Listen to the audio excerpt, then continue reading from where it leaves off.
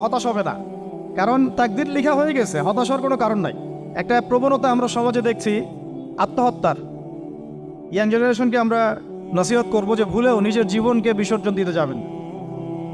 আল্লাহ রাব্বুল আলামিন আপনাদেরকে সৃষ্টি করেছেন তার ইবাদত করার জন্য এবং তার জমিনে তার দিনটাকে প্রতিষ্ঠা করার জন্য। খেলায় খেলায় আপনার জীবনটা নষ্ট করবেন না, ঠিক আছে ভাই? আল্লাহ পাক বোঝার তৌফিক দান করেন। তো কলম সৃষ্টি করার পরে কিয়ামত পর্যন্ত সব লেখা হয়ে গেছে। এখন আমাদের এই পৃথিবীতে তো মানুষ ছিল না, ছিল? এদিকে মনোযোগ দেন।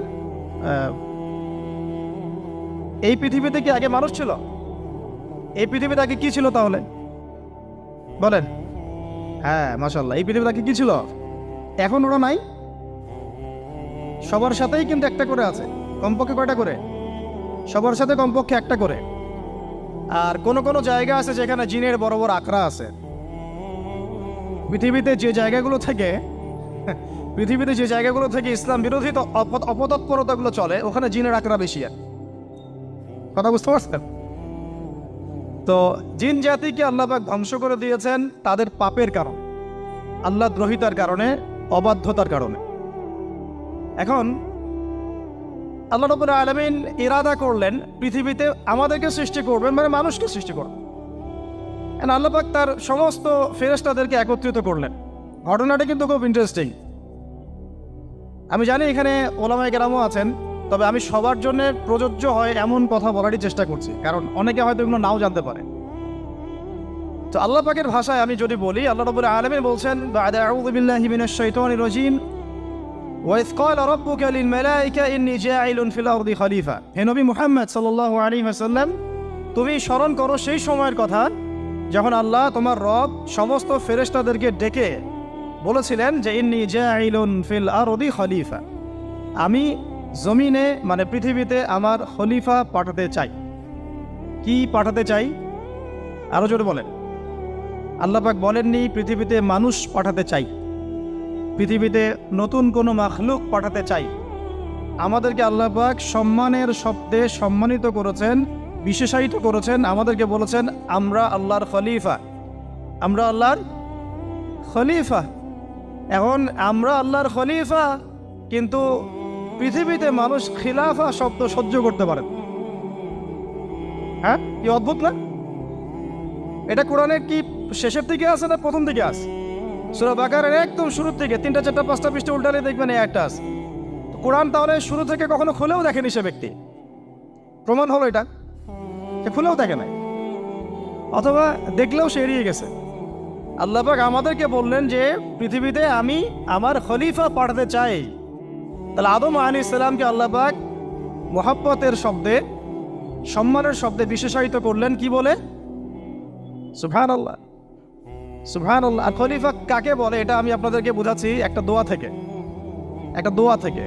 এই যে গাড়িতে করে আমরা বাসা থেকে আসলাম বা যখন কোনো সফরে যাই, আমরা একটা দোয়া পড়ি, সুবহানাল্লাযী সাখখারা লানা হাযা ওয়া মা কুন্না লাহু মুকরিনিন ওয়া ইন্না ইলা রাব্বিনা লামুনকালিবুন। এতটুকু তো পড়ি নাকি? বা এগুলো পড়তে হবে? বইমেলায় এসেছি শুধু লেকচার শোনার জন্য না, ছবি তোলার জন্য। আজকে জীবনটা পরিবর্তন করার নিয়াত করে যাইতে হবে, ঠিক আছে ভাই? বই প্রকাশ করা, ছাপানো, বিক্রি করা, লেখা, এর চেয়ে বড় কথা আমার জীবনটা ইলমের আলোয় আলোকিত করা।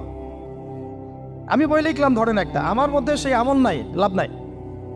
লাভ আছে? আমি বই ছাপাইছি 100, 200, 500, 1000, আমি নিজেই আমল করি না, হবে?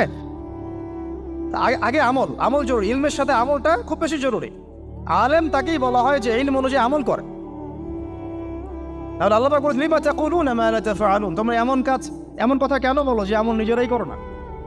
কাবুরা মাকতান ইনদাল্লাহ আন তাকুলু মা লা তাফআলুন, আল্লাহর কাছে সবচেয়ে গর্হিত একটা অপরাধ, তোমরা একটা কথা বলবা কিন্তু আমল করবা না। তো দোয়াটা মুখস্থ করবেন। এই দোয়ার নিচে একটা অংশ আছে, আল্লাহুম্মা আনতা সাহিবু বিস সাফারি। আমার কথাটা শুনেন, খলিফার অর্থটা বুঝেন। অনেকে তো অনেকভাবে ব্যাখ্যা করে আর কি। আল্লাহুম্মা আনতা সাহিবু ফিস সাফারি, আল্লাহ তুমি এই সফরে আমার সাথী। সফরে বের হওয়ার সময় দোয়া পড়ছি আমরা, আল্লাহুম্মা আনতা সাহিবু ফিস সাফারি, আল্লাহ তুমি এই সফরে আমার সাথী। ওয়াল খলিফাতু ফিল আহলি ওয়া মালি, আল্লাহ আমি তো বাসায় নাই, আমার বাসার আহাল মালের খলিফা হচ্ছে তুমি আল্লাহ। তাহলে খলিফা শব্দতে কি বুঝলেন? আল্লাহ আমার বাসার আহাল মালের খলিফা মানে কি? আমার স্থলাভিষিক্ত তুমি আল্লাহ, আমি ওখানে নাই বাসায়, আমি সফরে বের হয়ে গেছি, আমার স্ত্রী, আমার সন্তান, আমার মাল, আমার জান, এগুলোর দায়িত্ব তোমার, তুমি খলিফা। কত চমৎকার দোয়া। তাহলে পৃথিবীতে আমি আমার খলিফা পাঠাতে চাচ্ছি, তার অর্থ কি? আল্লাহ রাব্বুল আলামিন এই পৃথিবীতে আমাদেরকে তার প্রতিনিধি বানিয়েছেন। সুবহানাল্লাহ, সুবহানাল্লাহ। তাহলে আমরা নিজেদের আত্মপরিচয় ভুলে গেলাম যে আমরা আল্লাহর প্রতিনিধি পৃথিবীতে, তাই না? আমরা এখন আব্রাহাম লিঙ্কনের পূজা করতেছি। আব্রাহাম লিঙ্কনের পূজা তো বুঝেন না আপনারা, এটা হচ্ছে ওই যে সোকল ডেমোক্রেসির পূজার। আদতে প্রকৃত গণতন্ত্র বলে কিছু নাই এই বিশ্বের মধ্যে, যা আছে এগুলো তথাকথিত আর স্লোগান, জাস্ট, আর কিছু না। এটা যারা চর্চা করে তারাও জানে, আমাদের কাছে তারাই বলে। আদতে এই আপনার কমিউনিজমের কথা বলেন, এই লেনিন স্টেলিনারিজমের কথা বলেন, আপনি মুসলিনের কথা বলেন, চাইনিজ দর্শনের কথা বলেন, রাশিয়ান দর্শনের কথা বলেন, আর এই যে আরেকটা কি চলতেছে সেকুলারিজমের কথা বলেন, ন্যাশনালিজমের কথা বলেন, এগুলো একটা তাত্ত্বিক মতবাদ শুধুমাত্র। প্রকৃত মতবাদগুলো আপনি পাবেন বিশুদ্ধ যেগুলো কোরআন এবং হাদিসেই, এর বাইরে নাই। তা আমরা কিন্তু আল্লাহর খলিফা পরিচয় দিতে এখন দ্বিধাবোধ করতেছি। এই জমিনে আল্লাহ পাক আমাদেরকে তার খলিফা বানিয়ে পাঠিয়েছে। এখন খলিফা হলাম কিভাবে?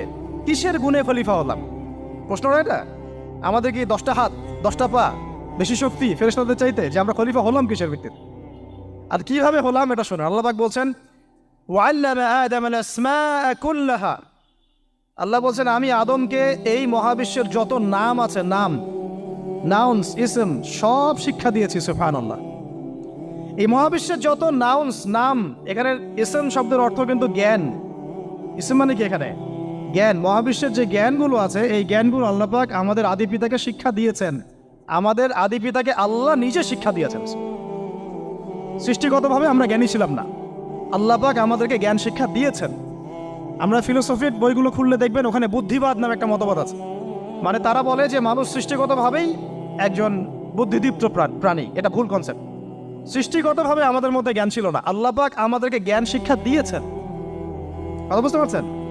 একটা মতবাদ তাদের আছে অভিজ্ঞতাবাদ, মানে মানুষ অভিজ্ঞতা থেকেই শিখে। আরেকটা আছে সমন্বয় মতবাদ, আপনারা তো এগুলো অনেকে পড়েছেন হয়তো। এর বাইরে যে একটা মতবাদ আছে যে আল্লাহর পক্ষ থেকে ওহী ভিত্তিক মানুষ জ্ঞান শিখে, এই মতবাদ কোনো দার্শনিকের বইয়ে স্থান পেল না। কি আফসোস, কি আফসোস। অথচ মুসলিম ঘরের দার্শনিক তারা। আমরাও পড়েছি ভাই, 4 বছর এই কারণে গেলেই। কি আফসোস, আল্লাহ পাকের ওহীর পক্ষ থেকে যে জ্ঞান আসতে পারে এইটা কনসেপ্টই নাই। অথচ এখানে কোরআনে আল্লাহ পাক বলছেন ওয়াল্লামা আদামাল আসমাআ কুল্লাহা, আমি আল্লাহ আদমকে সমস্ত নাম শিক্ষা দিয়েছি। সুবহানাল্লাহ। এরপরে এই যে জ্ঞান আদম আলাইহিস সালামকে আল্লাহ পাক শিক্ষা দিলেন, এর ফলশ্রুতিতেই আল্লাহ পাক বললেন যে ওয়াইয কুলনা লিল মালাইকা উসজুদু লি আদম, হে ফেরেশতারা তোমরা এখন আদমকে সিজদা করো। কি ফেরেশতাদেরকে দিয়ে আল্লাহ পাক আমাদের পিতাকে সিজদা করালেন কিসের মানদণ্ডে? কিসের কারণে? জ্ঞানের কারণে। জ্ঞানের কারণে ফেরেশতাদেরকে আল্লাহ পাক বললেন যে এই নামগুলো বলে দাও তো তোমরা।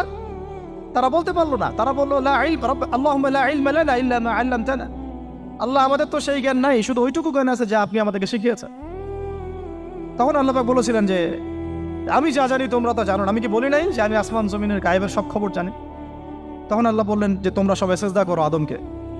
তাহলে আমাদের পিতাকে খলিফা করা হলো, জ্ঞান শেখানো হলো, আল্লাহ পাক নিজে শেখালেন, ফেরেশতা মণ্ডলীদের দিয়ে সিজদা পর্যন্ত করালেন। কিসের মানদণ্ডে?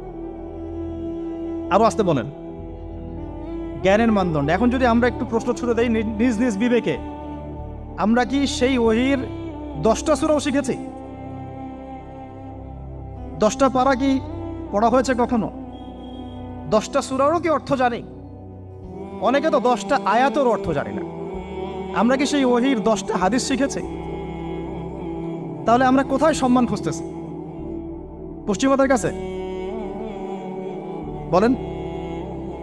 সত্যি সবচেয়ে আফসোস লাগে আমার একটা জিনিস, যে মুসলিমরা আমরা এখন আমাদের আত্মপরিচয় ভুলে যাচ্ছি, আর আল্লাহ পাক আমাদেরকে যেখানে সম্মান রেখেছেন ওইখানে সম্মান না খুঁজে আমরা অন্যের দাসত্বের সম্মান খুঁজতেছি।